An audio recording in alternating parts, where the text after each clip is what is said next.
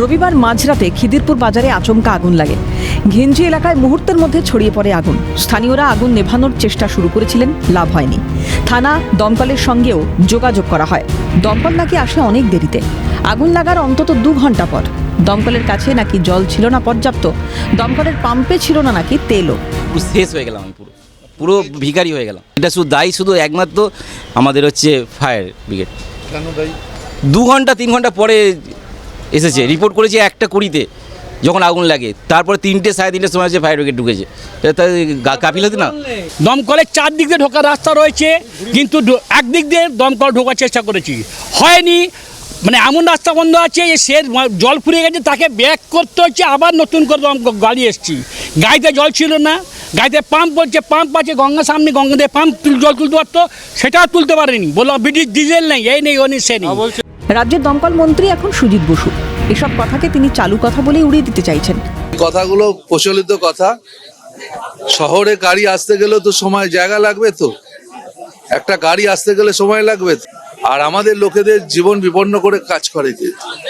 দোকানও প্রচুর আছে, যাদের ঠিকভাবে দোকান করাটাও ঠিক, তারাও ঠিক মতো অনেক সময় করে না। প্রশ্ন হলো, যদি 4 দিক থেকে ঢোকার রাস্তা থাকে, তবে আগুনের ব্যাপকতা দেখে কেন 4 দিক থেকেই দমকলের গাড়ি ঢোকানো হয়নি? দমকল বাহিনীর কাছে কেন ছিল না জল? গঙ্গা থেকে পাম্পের মাধ্যমে জল এনে কি আগুন নেভানোর পরিকল্পনা ছিল দমকল কর্মীদের? তবে কেন ছিল না পাম্পের ডিজেল?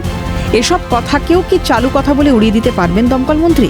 অভিযোগ, একে দেরি, তার উপরে এত সব ব্যবস্থা করতে গিয়েই নাকি কেটে যায় অনেকটা সময়, আরও ছড়িয়ে পড়ে আগুন।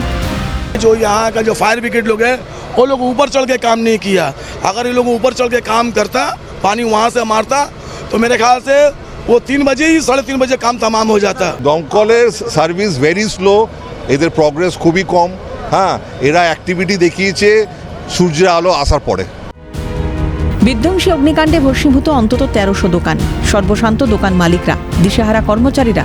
খিদিরপুরের অরফানগঞ্জ বাজারটা সরকারি জমিতে, আছে সরকারের নজরদারিও। ভাড়া আদায় থেকে দেখভালের দায়িত্ব কলকাতা পুরসভার। তাহলে নেই কেন যথাযথ অগ্নি নির্বাপন ব্যবস্থা? কেন নজর দেয়নি পুরসভা? সাধারণের গাফিলতিকেও যেমন অগ্রাহ্য করা যায় না, এটা যেমন ঠিক, তেমনই ঘটনার দায় কি এড়াতে পারে পুরসভা? আগুন দ্রুত নেভাতে ব্যর্থতার দায়, জল না থাকার দায়, পাম্পে তেল না থাকার দায় কখনো কি এড়াতে পারে দমকল দপ্তর? ক্যালকাটা নিউজ।